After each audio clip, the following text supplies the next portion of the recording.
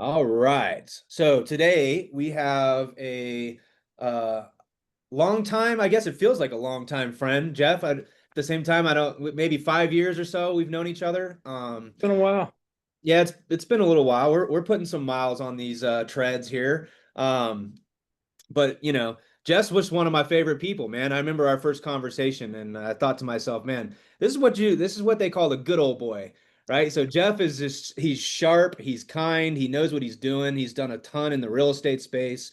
He's run, a pretty large real estate like wholesaling and flipping operation out of Birmingham. I think you still live over in that area, right, Jeff? Yep, still in Birmingham. Yep. I don't Cool. play in the real estate space much anymore, but I've focused all on the tech now, but still keep a lot of connections there, help a lot of people out in that space.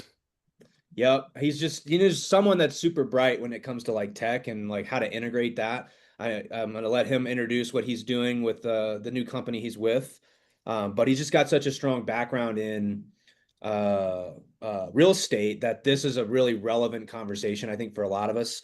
He's working on, just to give a high level overview before he jumps in, how to use AI and how to help companies implement this stuff at a really deep level, not just to automate things, but to help make better decisions. So, anyways, Jeff, I'm really excited to hear what you have to share today because I know a lot of us are thinking about how to use this really powerful tool, but I know that it can be a little like a bit of a black box sometimes. So take it away, Jeff. Looking forward to what you got to share. Yep, no worries. I'm gonna pop a presentation up here as well from my side just to kind of have a background of points to talk from that'll be useful.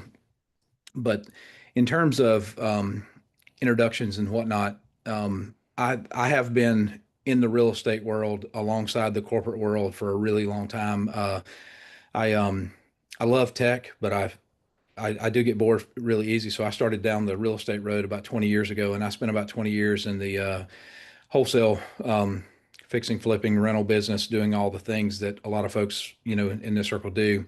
And then outside of that, you know, have definitely stuck and gravitated more to the tech side just because that's where my true love actually is.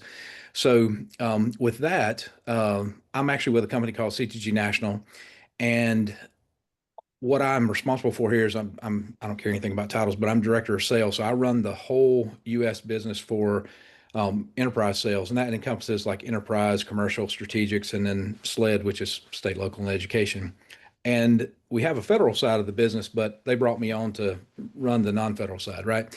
So today we're going to focus on AI, how to use it, and how to use it effectively and safely so that you actually are safeguarding your business in terms of that you're not getting outside of the bounds of what you really should be doing there. Okay. So I titled that Build Better with Agentic AI and Evolving from Automation to Intelligent Action, because that's really, what the focus is and where some of this stuff comes in. And if anybody's got any questions along the way, definitely love to hear them. And we'll have some time at the end for questions also. So what we'll cover specifically today is going to be foundations of AI, protecting your business assets while you actually use it, data foundations, which is the key for all AI usage, and then actually moving from automation to intelligent action. We'll do a give ask and then just open it up for any questions that anybody has. And when it comes to AI, it is a massive amount of ground to cover. There are no dumb questions, so please ask away. So, um, couple of simple things here in terms of what we do. We cover all these areas as a company, but today we're going to focus in the AI space. And I'll put this deck out there for you guys to have as well. So just a quick poll with regard to usage of AI today. What are a couple of your favorite AI tools or AI models that you're actually using and or using what you think to be successfully at the present time? Yeah, ChatGPT. Okay. Any others? Probably without knowing it. Yep. Anybody else? I'm using Grok and I'm using uh, Perplexity. Okay. Yep. Kind of bounce around. Yep. Um, I anybody else, and then I've got an anecdote to share that I think is useful for this. Gemini for emails, Paulina says. Yep. Chat Hub. Mike, did you have one? No, I just saw your camera come on, so I wasn't sure. Yeah, I just use ChatGPT. So funny enough, I'll share mine. So I was an early adopter of ChatGPT, just because I'm a technologist and I love to play.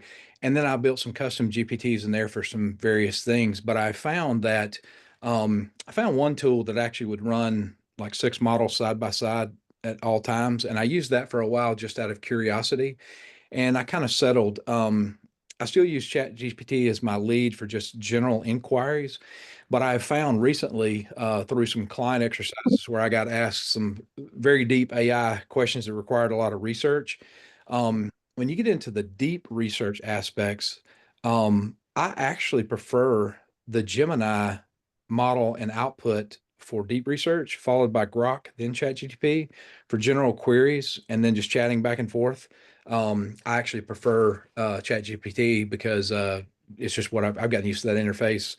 Um, that bot knows a lot about me. I've named it, I actually call it Chatty, which is kind of funny. But any rate, we have lots of conversations about what ifs around AI, and I just find that to be, quite interesting. So, any rate, but that's kind of where I use that. And then also too, when it comes to AI within tool sets, there are a lot of tools out there that have AI integration in them. So everything from my CRM all the way out to Otter, which Paul never lets join these calls, because it actually aggregates all the conversation. And that's one that I've been using for many years. And it's gotten now to where now that it has agentic components within it, you can be on a call like this and you can say, "Hey, Otter, take an action item for XYZ," and it'll do those kind of things, right? Because the reasoning is there. It's getting smarter all the time. And it'll actually take actions. And then the outflow of that too is pretty comprehensive. So anyway, those are a few just general use cases. So when you get into the foundations of AI and just the AI progression as a whole, we kind of started out with perceptive AI, where you would have basic core things like facial recognition or object detection, like, is this a cat in the photo? I don't know why it's always about cats in the early days of AI, but it was. And so that's where it goes. And then when you get into generative AI, that's where ChatGPT came along, the Gemini, Grok, Claude, ad nauseum, lot of models out there, custom chatbots.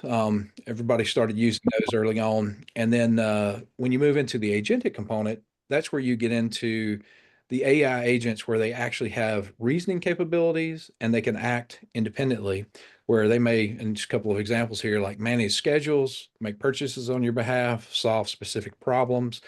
And we'll dive deeper into that part of the presentation in a bit, just because the agentic AI is really, in my opinion, where businesses in general, and especially small to medium-sized businesses, are going to get the most bang for the buck overall with regarding leveraging various assets of the business and some scale. Um, Jeff, can I ask a quick question? Is Agentic, is that a brand name or is that like an industry term? What does that mean? Industry term. Yeah. Agentic AI means basically, think of it like this. It is a digital employee. So what you will ultimately, I believe you'll see in the marketplace is like big corporations will onboard agentic AI components, basically like you do an employee because of their specific role. And a lot of companies have built some very standardized ones across the industry that do HR functions, sales functions, the core things. But what I find is that once you get outside of those top 5 to 6 core things that everybody does generally the same way, everything else is really has to have some level of modification to it to really get it down to where it's super useful for you. But agentic AI is really an industry term, and it really just refers to an AI agent, which is a digital employee? Good question. Yeah, it's funny to see this because that's computer vision, machine learning. That's like what it used to be. And it just, yeah, it's crazy how fast it's progressed because, that's what I was selling back in 2017, 18, 19. Um, and it was like so revolutionary that people couldn't even wrap their head around it. Like, you're going to do what now? Like, you're going to look at a picture and you're going to find a defect. Like, how does it know? And yeah, so the rate at which this has grown is so fast. Yeah, and also too, while we're on this topic, I'll just share this. So like you really have two sides of AI, and it's what's seen and what's not seen.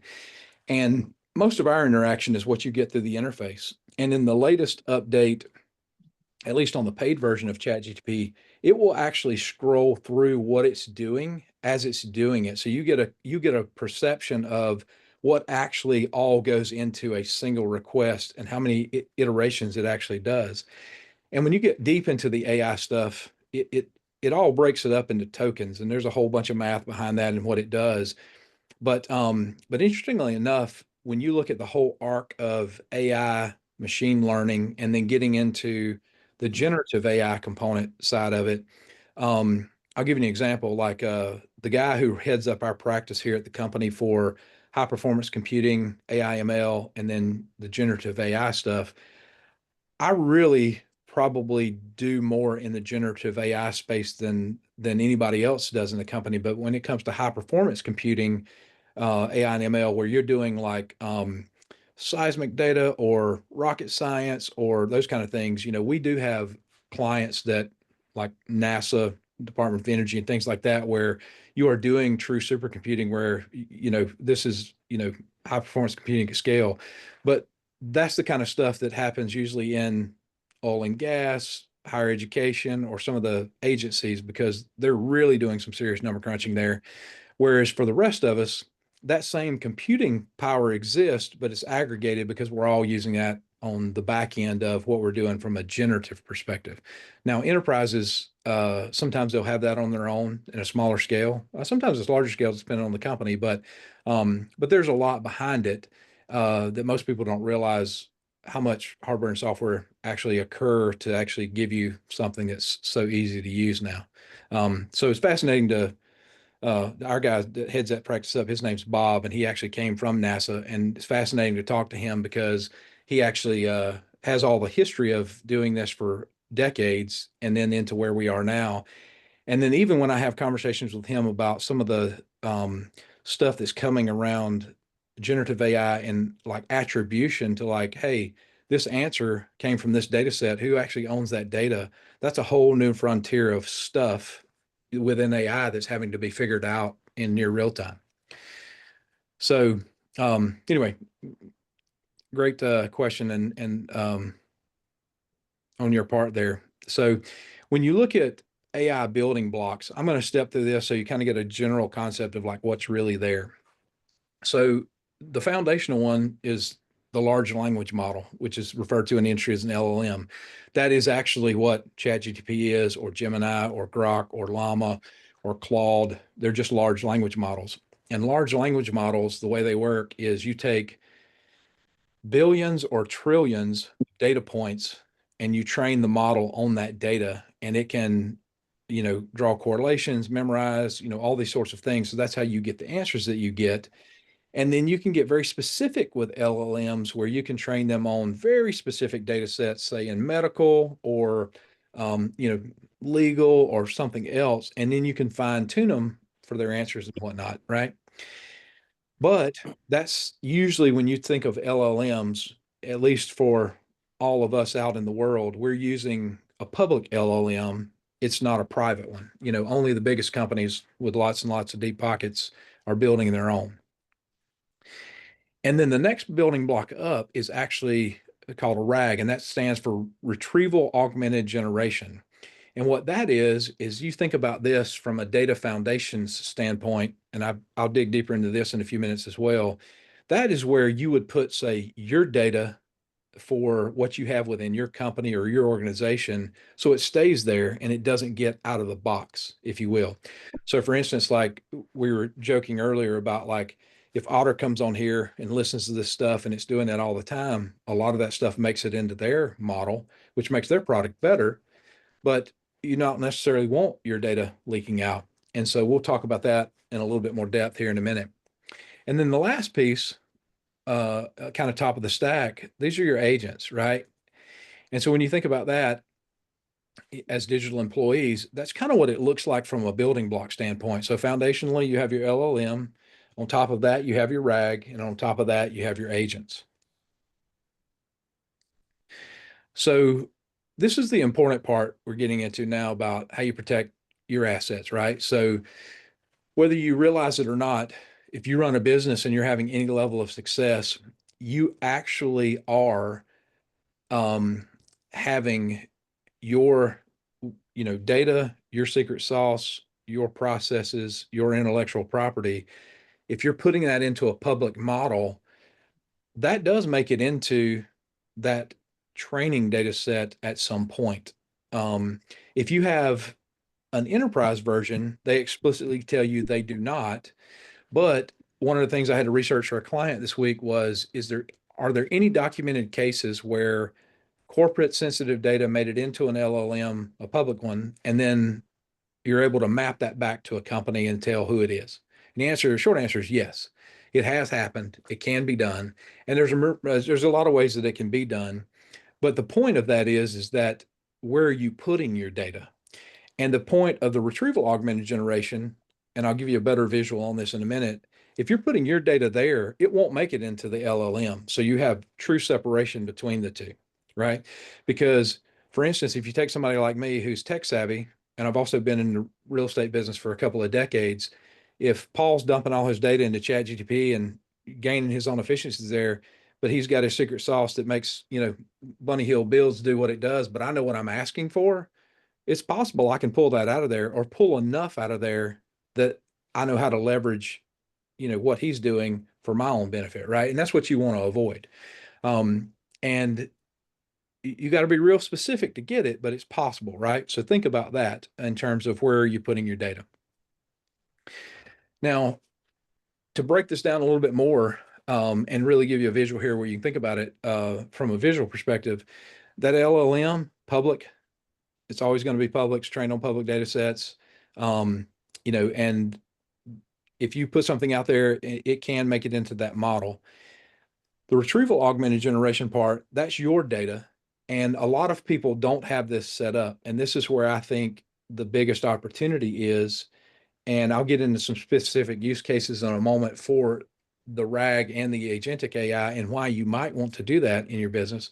And then think about the AI agents, like we said, those are your digital employees.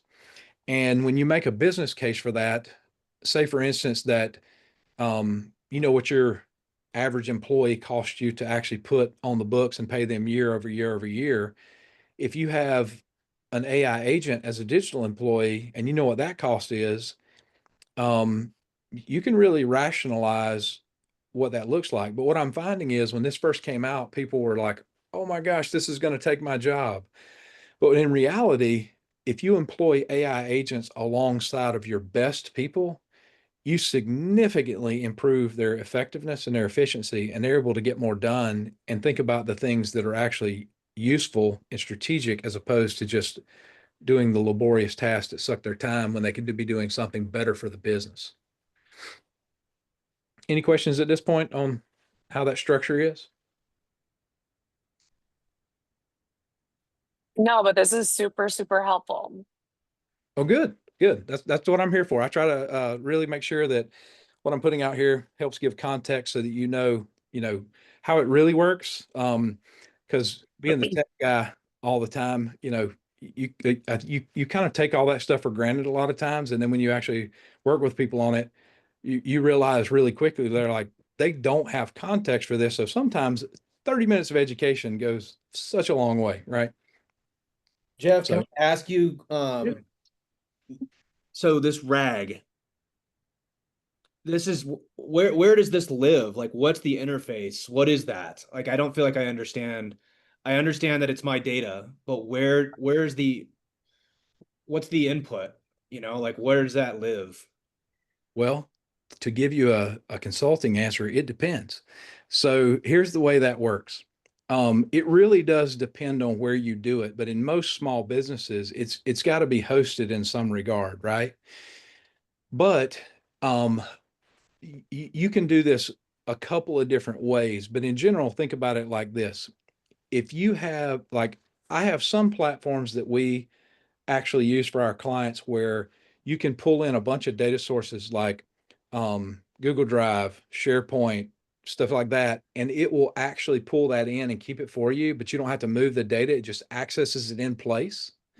So you Yeah. don't have to move it. That's one way. Or in some cases, we actually have to build, say, a data foundation where you're actually going to move your data and you're going to put it into a single repository, if possible, where you would aggregate, videos, documents, spreadsheets, all this kind of stuff. And that may live in AWS, Azure, Google, or some people may say, hey, I want that to be in my office sitting on a server with storage on it. Whatever it is, it's in that regard, but it is following your policy on how you want your data stored, right? So I find, especially for smaller businesses that have disparate sources like Google Drive, SharePoint, they may have Salesforce, they may have Dropbox, they may have some video stored in YouTube, whatever that is. Sometimes using a system that can actually aggregate those data sets together to handle that RAG component for you without moving data, but still keep it where it's not compromised and it keeps it secure and the governance is there as it should be. Sometimes that works best, right? But does that answer your question, Paul? I think so. I don't want to derail this conversation, but I'm quite That's a good question. like for example, my company uses a platform called Builder Trend, and I believe we've talked about this before. Yeah. Builder Trend is linked with QuickBooks, it's linked with our Drive, it's linked with our Go High Level lead, like we're linking all these things. So are you suggesting like that?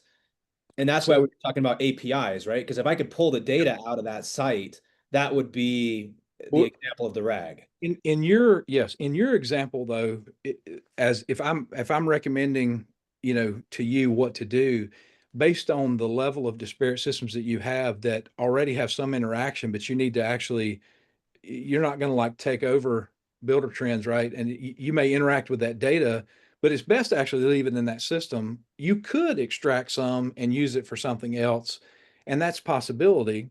But if you have a system where you can have the RAG functionality, but use that data in place and just query it as you need to aggregate it so that it's still maintains the integrity of your data, but it just pulls in what it needs when it uses it based on that specific request, that's the best outcome, right? Because that way your data is not making it into a public model. You're keeping that private. And when you think about, this, if you actually look at this, if I'm making a query, say to the RAG, it will use the RAG data. And if it needs to augment with any LLM data, it will, but it doesn't mix the two, except in your response, the data sets stay separate. It's like Yeah. two separate building blocks, if you will, but it would use the aggregate of the two to give you a response, but it's never going to mix those two data sets. Yeah. I just like, for some reason, I like the word RAG. I'm like, this sounds fun. I'm like, I don't know why. Yeah. Anyways, I'm going to derail this conversation. Keep going, Jeff. Yeah, Thank you. that's a great question because most people do ask, well, if I need that, what does it look like? How do I do it? And if you're in a lot of cases, if you do have IT equipment on premise, some people will do it that way and they'll store it locally, but most people don't store it locally. They use some service to either pull from various data sources and aggregate that, or they'll put it into one of the hyperscalers, be that AWS, Azure, or Google, and build it there, and then use all the governance components they have around it to make sure it stays protected in yours and all that kind of stuff. So to the data foundations and the RAG itself, we pretty much talked about that. But again, this is just solely thinking about keeping your data, and not putting it out in the public domain for everybody else to benefit from. And that's really the key, right? Because if you do this part, and I'll give you some use cases that'll actually make more sense with this. And this is what gets into the agentic AI, because your data is the building block. Because another thing too, and think about this, when you work with a lot of small businesses, they have a lot of process defined, but sometimes some of the processes are still, in somebody's head. They're not actually on a piece of um, paper per se, electronic paper, right? With AI, if you can't ingest it as a data point, you can't use it. So you do have to have that core, foundational building block actually done. And the difference with, oh, go ahead. I'm sorry, I thought somebody said something there. So the difference with agentic AI is it actually can do reasoning and it can act independently. Whereas like generative AI on its own, you give it a prompt, ask it a question, it gives you a response, and that's the end of it. With agentic AI, it actually will take action based on how it's trained and what it does. And there's plenty of examples about that, but I'll give you a core one that I think everybody can relate to. Say you have an agentic AI home manager and it watches all the things in the home. It watches the air, it watches the electricity consumption, it can see the appliances in use, it can tell if there's a water leak, all those things, right? Because it has all the appropriate inputs going into it. Well, it's also told like, hey, you want to run at an optimal temperature, when I come and go and leave the house. It takes all these things in there and it may say, hey, Jeff just left the house, nobody's here. Probably a good time to turn on the Rumba and let it vacuum the house. It would know to do that. So that's how it gets the reasoning and the independent action, and then it just does its thing. And then I come back to a clean house, right? Or hey, I'm gone, and it sees, if it's programmed this way, it sees my calendar that I'm actually going to drive for the next 5 hours. So I'm going to be gone for 5 hours. It may lower the air and then realize, hey, Jeff will be back in an hour. Let's pump it back up so it's not hot when he gets here. But that's the agentic AI example where there's reasoning and there's independent action. So just to dive a little deeper into that, because of that specific reasoning model, you've got contextual understanding. It knows what's going on because it's got all the inputs, right? It pulls all those multiple sources of data. In that example, it pulls from all the sensors around the house, all the cameras, all the temperature sensors, all the various things. And then it actually can validate its own answers for correctness, right? Because it's not just like one question in, one answer out. It actually is looking at these things on the whole. It can handle ambiguity. And then the coolest part to me is the dynamic adaptation, where it's learning all the time. So as it gets new data, as it progresses through its actions, it's learning from those things. So it gets better and better all the time. And if you think about this from a digital employee perspective, we do that also, right? The longer you're on the job, the more you know, the more useful you become to the company. And if you've had somebody that's been with the company a really long time, there's always that person you can ask them something and they're like, they just know the answer or they know where to look to get the answer. And a lot of people, instead of actually going and hunting for it, they'll just make that request, right? But that's where that dynamic adaptation comes in for the agentic AI itself, right? And then a couple of more things here on the agentic part, and then I'll bring all this together and put it into use case language so you can actually tell like how you would actually use this within the business, right? So you ask about like platform stuff and how you would do that for the RAG. You think about it on the whole software stack. From a company perspective, we do all these things, right? If you start at the bottom, using the public model, I put in there, understand the risk. Just know if you put your data in there, it makes it into the model. It's effectively not yours anymore. Now, if you use the enterprise version, they say they put all the safeguards and stuff in there, and you have to trust that they do. But that's different than if you actually put your data in its own RAG and you maintain that, and then you just use that within your, AI setup, right? So we usually don't recommend anybody do highly customized. It just costs way too much to do it. You can do it, but it's expensive to build from scratch every time you want to do something.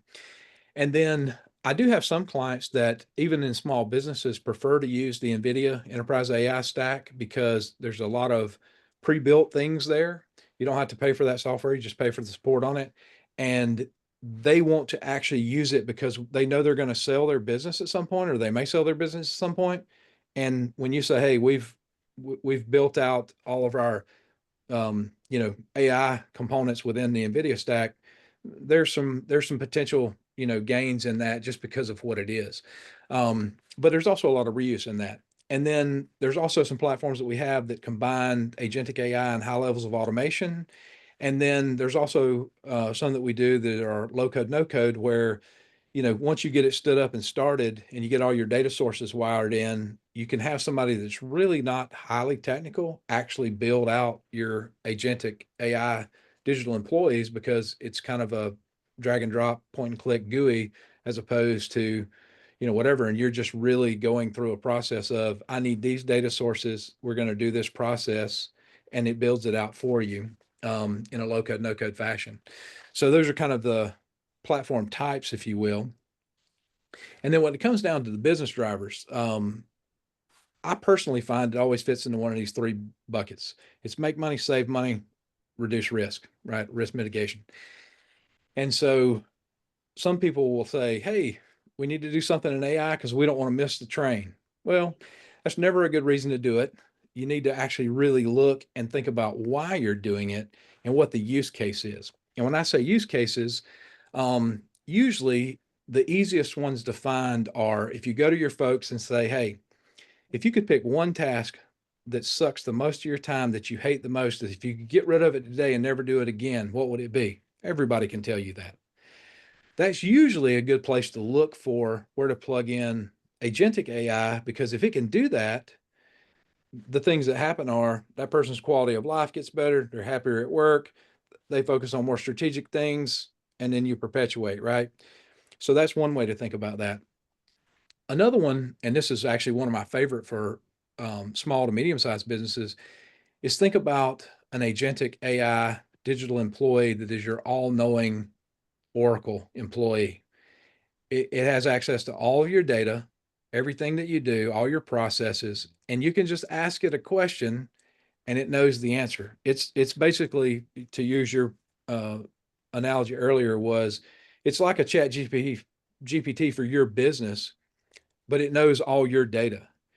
And if you do it the right way with a RAG, then when you look at, hey, I'm actually going to hire this employee and put them on the bench, and I'm going to give them all the access to all the stuff, then everybody in the company just goes to that digital employee and asks them anything they want to know, and it's always there. And to me, that is a very cost-effective way to have business continuity in the company, because everybody can go to one spot and get the same answers. And then any new data components, new processes, any of that stuff that's created, it still has access. It knows, it's learning all the time. And then it just gets better and better, right? And again, in any of these examples, it's about gaining effectiveness and efficiency for your best people so they can actually do more with less. And most of the time, depending on what you're doing, it's actually more cost effective to do that than to just hire more people. And then also too, there's the aspect of business innovation for your specific market. There are times that if you can do certain things, and you can actually speed the process, and I'll give you a good one. Just take one of the things I used to do that was epically painful: rent ready rehabs. You usually had one or two crews that would do that, but they'd come in there and they'd hem haul about the estimate. And it was rare that you could find somebody where they would work with you enough to be like, hey, it's either a small, medium, or large job, and that's the price. And if we need to true something up, we will. Most people don't want to do that. They want to estimate every single thing they do. But if you actually have in your business things defined, and we'll use builder trend as an example, you've got all your cost of goods in there. You have somebody that goes out and brings your estimate in. You put all that stuff in to the right agentic component, hit the button to spit your estimate out, and then you do the work and you compare estimate to actual, and you true that up a couple of times because you're always iterating on the model. Well, eventually you're within a point or two of 100% accuracy, and you can do it in seconds to minutes while the other guy's still over there scratching out, how do we do this? Well, when you go to a client and you say, I can tell you what it's going to take to do this before I get back to my truck, and the other guy takes 2 weeks, you know who's going to get the business every single time. That gives you a market advantage. That's just one example, but there's a lot of that out there for doing it. And most people they have fear of doing this because they just don't know what to get into. And that's where guys like me that actually understand the business and understand the technology really can help, because I'll be the first one to tell you, because I have people come to me all the time about building stuff. And I'm like, I really wouldn't do that if I were you. And if you are going to do it and you're not sure about the outcome, iterate very small and take the smallest micro step you can to do a small proof of concept, proof of value, to make sure it technically works. It gives you the results that you want on a very small data set. And then if it does, then go spend the money to build the thing out, right? But don't ever just go build the whole thing and hope you're going to get the right outcome. That is a terrible way to do it. And it wastes a lot of money. I've done that in my past in the real estate business, building software before. And I don't recommend anybody do it that way. Smallest step possible, and to make sure it works and that it gives you the response you want. And if it does, and it moves the business forward and you get a big hit or an ROI, then actually build it out and finish it that way. So, does that make sense on use cases? Anybody got any questions there on that?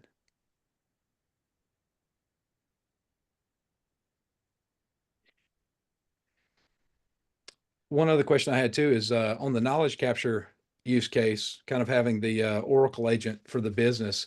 Is that compelling to anybody, in terms of thinking about it for your own business?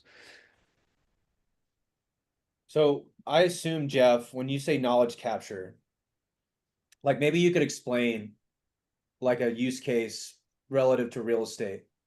Yep. So say for instance, I set up an agentic AI digital employee for you, Paul, and I say, hey, this digital employee is going to know everything about Builder Trend, like everything about it. It's going to know everything that's in every Google Doc that you have. It's going to know, Word docs, spreadsheets, processes that you have, all of those sort of things. Any of the, say, videos that you've put out or presentations that you've put out that has your knowledge capital in it about how to do a certain thing, and on down the list. So it knows all of that because it's ingested all of those data sources. Now you can go to it and say, hey, in 2024 August versus June of 2025, what's the difference in 2x4 lumber cost? Immediate answer. No research required. It knows that. That's just one example, right? Or, you could do something about where you said, hey, even crazy stuff like, hey, what's my most viewed video and what kind of responses did it get? Well, if it's looked at all that stuff, it knows that. You can get that kind of stuff too. So it's extremely wide ranging. But when you keep it just to that business context of asking questions about the business, or like, hey, I've got this specific client, we've done 5 projects. What kind of trend analysis can you give me on that? It's going to give you, responses on those type things. And you're not going to get those insights anywhere else unless you have somebody in the business that is really good at studying and remembering lots and lots and lots of details. Yeah. Makes sense. Yeah. So, we were talking about the give and the ask. As far as like an AI resource, I'm here to help you out. Questions, art of the possible. What about this scenario? What do you think about this? I love discussing that kind of stuff because it just helps me ingest use case possibilities to where I can actually help people at scale do this, across the board, because you're always learning something new in the world of AI, because it evolves at a faster pace technology wise than anything else ever has in human history. And keeping up with it is a challenge. But the good news is the AI actually helps you do that in many regards also.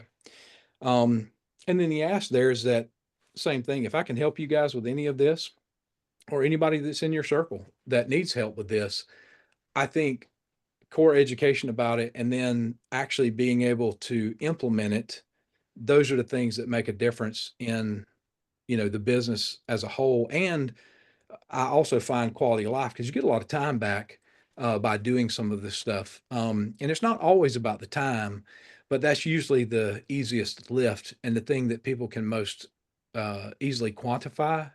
But the use cases are endless on what you can actually do from a agentic AI perspective. It really is a matter of, you know, having the what if conversation and what does that actually look like?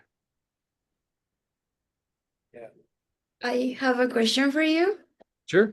So, do you recommend like any assets or pages where we can like keep up with all the like news or advances AI have so we can like do Yeah.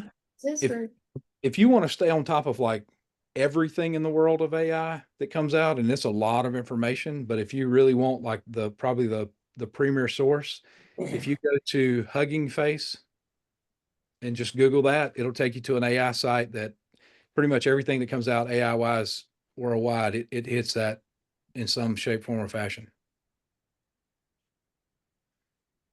Nice. Hugging Face. Yep.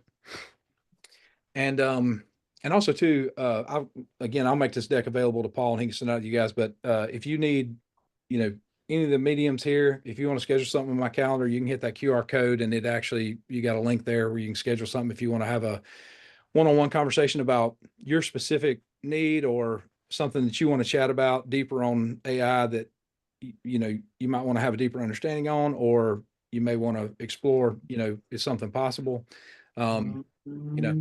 Always available in that capacity for you guys. Love it. This Any is other not questions? agent related, Yeah. agentic related, but I was on a call this week with a friend who manages a lot of apartment buildings, Mhm. and she's converting over to bookkeeping.ai for all of her bookkeeping. Have you heard of that platform or any experience there? No, I will look it up now that you said it though. Yeah.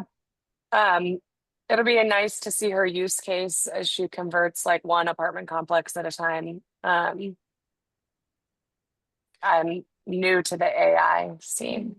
Yeah. And what you'll find too is that, and being in technology, I see a lot of this. You have a lot of companies that they'll take their core business and they'll change their domain to .ai, or they'll say, hey, we have AI such and such in our product. And it'll be like enough to just say, yeah, we got, a chat bot in there, right? Or something simple. And then some of them really take it to the nth degree to where they truly have some really useful stuff in there.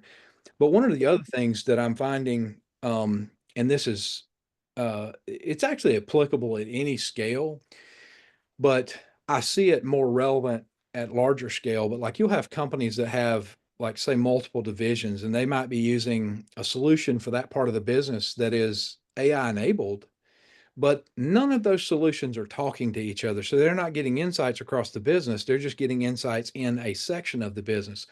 So one of the other concepts that you'll hear in talking about AI as a whole is the concept of a data lake.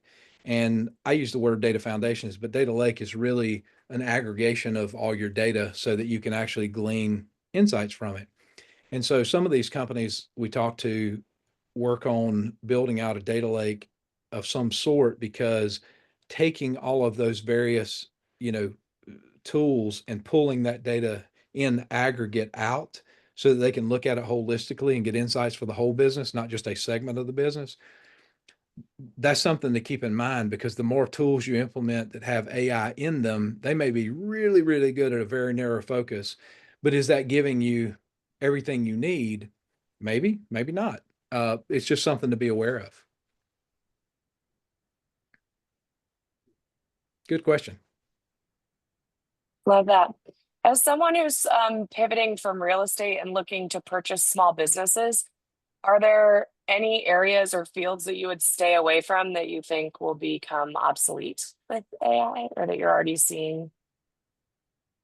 Yeah, I always think about that. I actually think about that a lot, quite honestly, because again, I look around and I'm like, what all can be, fully taken care of from an AI perspective. And it is a lot, and it can touch everything, but at some point, it's still going to be a while before I have a robot that can replace plumbing fittings or pieces of my HVAC system, or things like that, right? But it is coming, make no mistake. It's just a ways out. But when I was out in San Jose, California early this year at NVIDIA's GTC conference, and when you walk the showroom floor and see some of the robotics things that are actually available today, it is mind blowing how advanced they are. And that's everything from surgical robots to humanoid robots to I saw a prototype of a plane that can go from Texas to London in like 5.5 hours, and all that's done with AI modeling and stuff, right? And then, but the world of physical AI, I think that will be more and more, but that's further down the road. So when you look at buying businesses, I would always think about, um, first and foremost, it's always about the need and how long that need's going to persist. Because some things are arcane, like working on houses, right? You gotta do things physically for that. Eventually, you'll have physical AI that will augment a lot of that. Um, but I think it'll be way down the road. So I would think about it like that. The place that I would use AI in buying businesses is around not just automation, but really getting beyond that to where you're using a combination of automation and agentic AI to take mundane tasks and have them done, from an AI perspective versus a human perspective, because you want to reserve your human capital for, doing the things that AI is just not really good at yet. And then always think there'll be some trailing behind on that anyway, because AI is really good at correlation and data points and all those things, even more so than humans. But humans have an advantage with regard to, like, imaginative things and stuff like that. And not that AI can't do some of that, but it's just different. But that's how I think about that. When it comes to buying businesses, the things that are hardest to automate or physically do, even robotically, those are the things that will last the longest.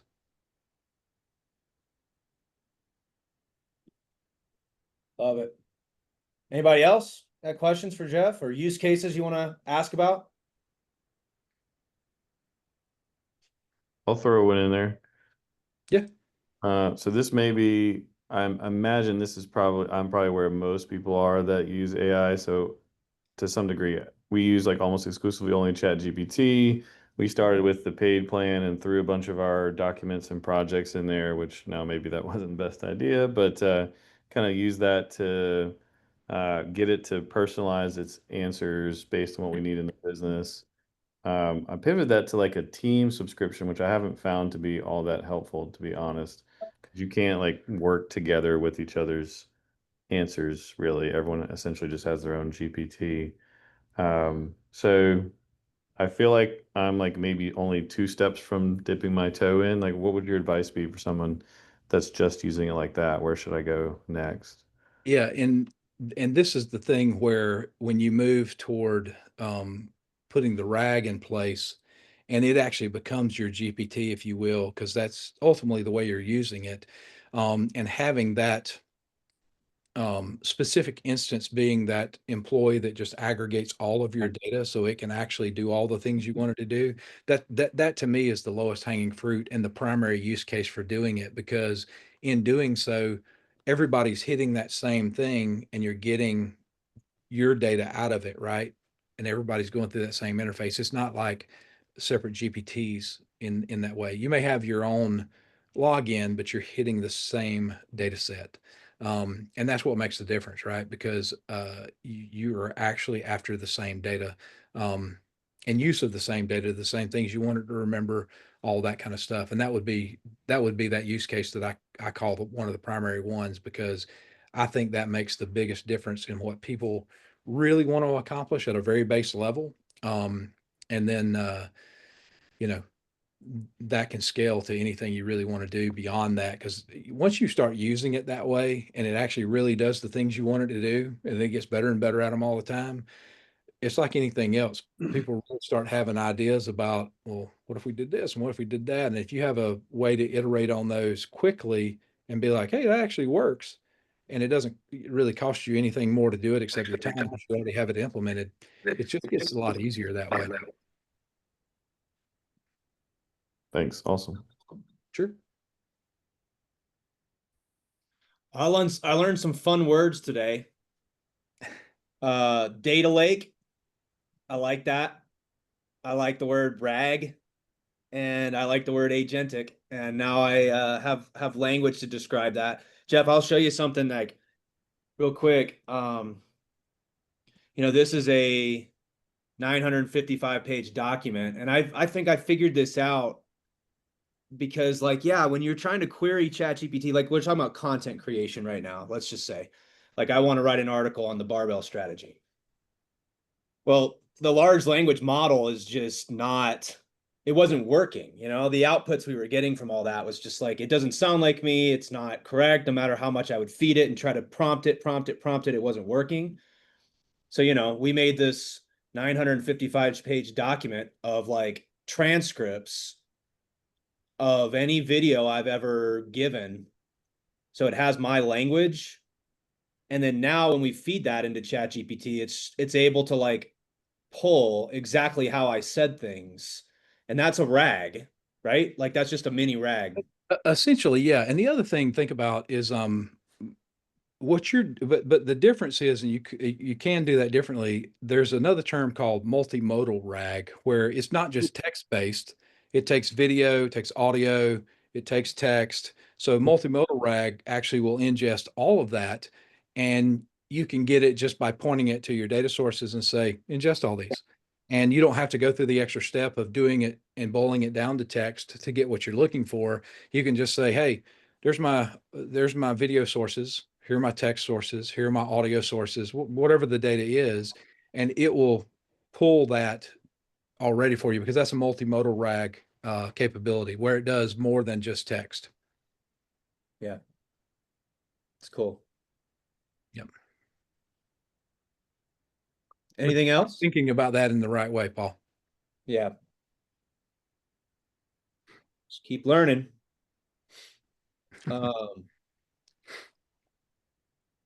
Nobody else has anything. I'll keep peppering questions here because I love this stuff. Anybody got anything else? I'll ask another random one.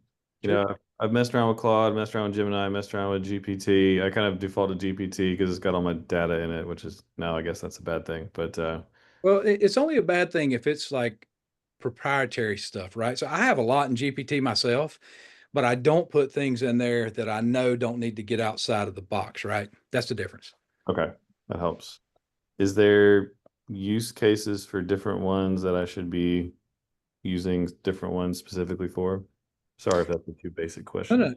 no, it is. I was saying, early on, I use different models sometimes when I'm testing things, because a lot of times, I actually did it today. I had a client I was working with, and they're like, "Hey, I need to build this very specific thing," and it was very rudimentary, so it wasn't something where they needed to build something. They could use a public model for it, but I said, "Put it in ChatGPT, put it in Gemini, put it in Grok.